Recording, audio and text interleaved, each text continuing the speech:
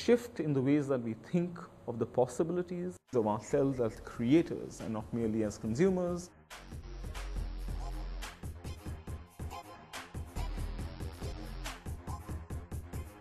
It's like a whole network. This is a song that I've given out, and I've let people download it, and they can download it, do what they want. I've made a blog about it saying, oh look, DJs, you can play this where you want. Like, there's this guy in Brooklyn, and he's just done a remix of it, just like, it's totally different to what I thought, but he's just this guy from Brooklyn, and I really respect that in him, that he came back to me and he said, look, and it's going on his mix album. One of the things that intrigues me tremendously about the proliferation of material that's out there in the world for people to grab is the potential creation of millions of new authors. Thanks to the internet, thanks to digital technologies, the gatekeepers have really been removed. People can take more of their cultural environment, make it their own, use it as found materials to put together their own expressions, do their own research, create their own communications, create their own communities when they need collaboration with others. Rather than relying on a limited set of existing institutions or on a set of materials that they're not allowed to use without going and asking, please, may I use this? Please, may I create? Basically, in terms of samples, not many people go out of their way to clear samples. Then right about now, like, I've got the things on the Fruity Slicer, like it's on different keys, so it's just different parts of the sample. Like it's just some Turkish tune I don't even know who's by. Like it's just some random sample.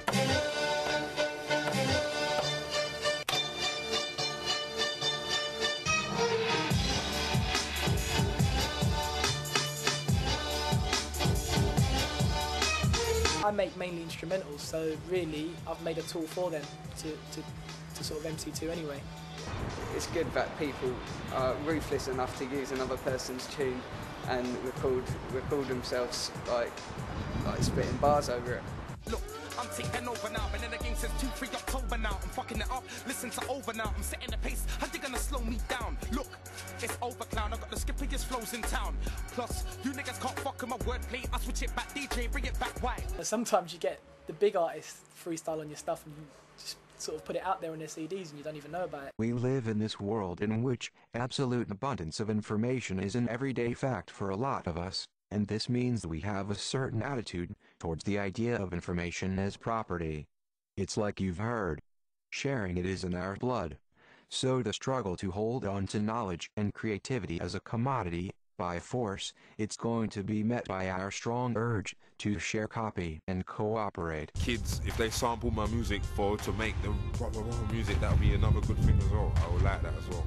I want them to do that. Like, if I made an old tune, take a bit from it, drop something over it, and make it music, make it big. If you can do that, do that. When you put primary materials in the hands of ordinary citizens, really, really interesting things can happen. I ain't no musician. Like, I just know how to make things sound good.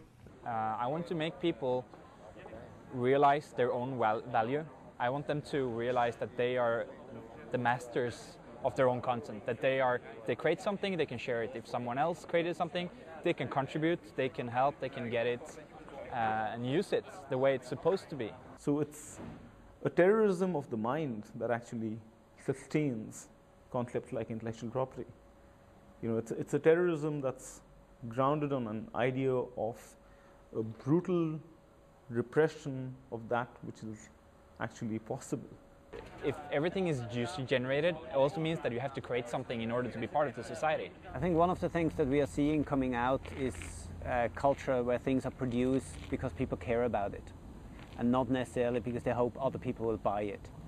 So what we will see is things made by the people for themselves. I don't think I know a person who just listens to it and doesn't try and get involved in some way by producing or something. You know, all of these things that are taking the copyright industry totally by surprise, and they're scrambling with and not able to deal with, you know, for the next generation. It's just part of the media landscape. They're natives. They're natives in that media landscape, absolutely. And they're not alone. I think of myself as a pirate. You're a pirate. Yeah, pirate. I'm a pirate. I'm a pirate. I'm proud because I get my music free, so it's alright. I'm proud. I think we need to have a broad conversation. That's probably going to be an international conversation where people who make things and people who use things, I'm talking about cultural works, sit together and think about what kinds of rules best serve these interests. I don't know that we're going to agree, but I think we need to ask a little bit more about utopia. We need to really figure out what kind of a world we'd like to live in and then try to craft regulations to match that. Being reactive doesn't cut it. The future isn't clear for sure, but that's why we're here. We're trying to form the future. We're trying to make it the way we want it, but obviously most people want it to be. And that's why we're doing this. Let's build a world that we're actually going to be proud of, not just a profitable world for a few very large media companies. Making money is not the point with culture or media.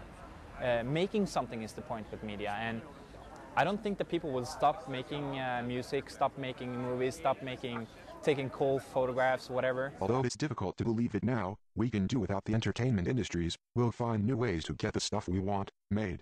We want the world in which we can share, work together, and find new ways to support each other while we're doing it. This is the world we're trying to bring into being. A force like this, a power like this, zillions of people connected, sharing data, sharing their work, sharing the work of others. This situation is unprecedented in human history, and it is a force that will not be stopped. People always ask us, who are the League of Noble Peers? And we tell them, you are, I am, even your bank manager is. That's why I'm a vague blur. It's kind of like, insert yourself here. Because we all produce information now. We all reproduce information. We all distribute it. We can't stop ourselves. It's like breathing. We'll do it as long as we're alive, and when we stop doing it, we'll be dead.